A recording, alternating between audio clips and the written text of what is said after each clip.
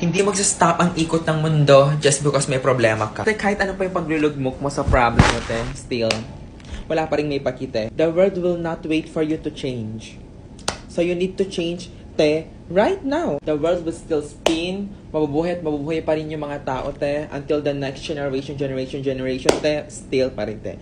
Life goes on. The world, te, is changing. The dates are dates thing. If nag-wait ka pa rin sa perfect time, forever kang mag-wait.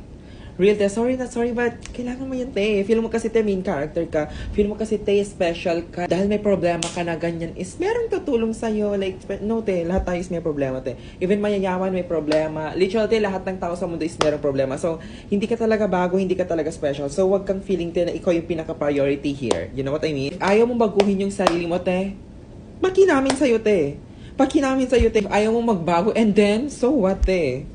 Like, life goes on, te, mabubuhay kami. Kahit ano yung pag-advise ko sa'yo, te, pa-therapist ka, magbasa ka ng ilang books na, te, parang inubos mo na lahat ng aklat, te, sa buong mundo. Wala, te. If ikaw mismo ayaw mo magbago, hindi, te. Wala kang progress na makikita sa life mo because you are the barrier, te. And still, the world doesn't give a fuck kung ano man yung problema mo, te. We don't give a fuck.